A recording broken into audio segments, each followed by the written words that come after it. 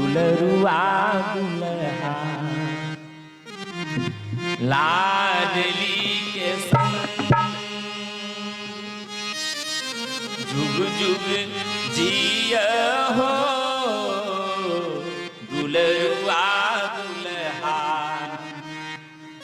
लाडली के संग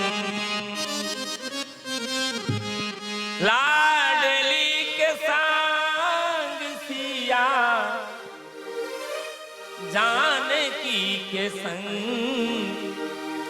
हे जुग जुग जिया हो दुलरुआ दुल्हा लाडली के संग जुग जुग जिया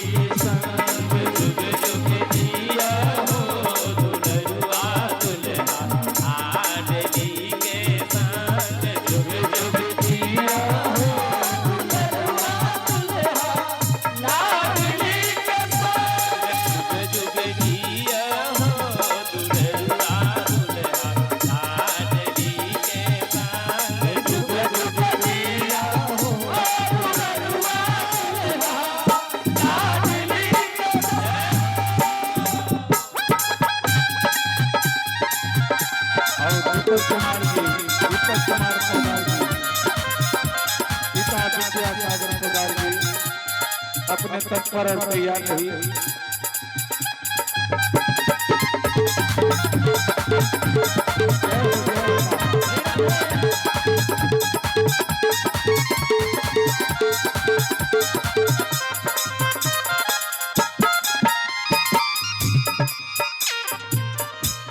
जब से तू मिथिला में अइला नित नव मंगल मोद बधैला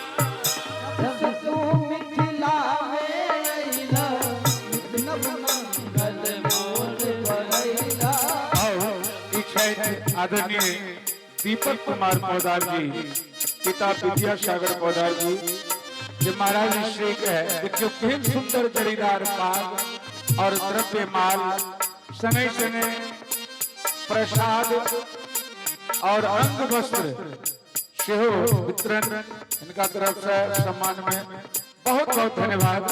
क्या बात है, देखियो किशोरी जी की चुनरी कितने सुंदर लगे, कदम बहुत पक्की हो गए।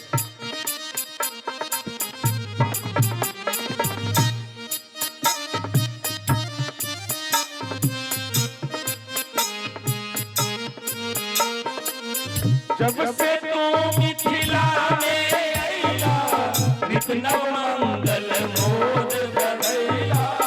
जब से तू मिथिला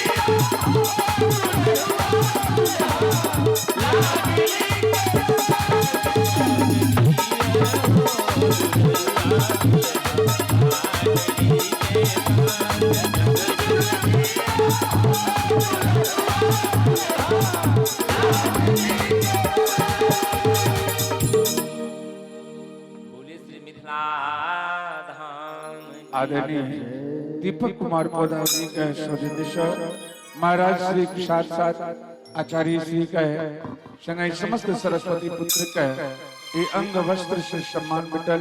एक बार जोरदार ताली बजा दी सब गोटे। हिनक जीवन सुखमय हुए, शांतिमय हुए, प्रगतिमय हुए, यह मंगल कामना हम समस्त कलाकार करे छिए। जय हो। वाह, बहुत सुंदर। जुग जुग जिया हो दुलरुआ दुल्हा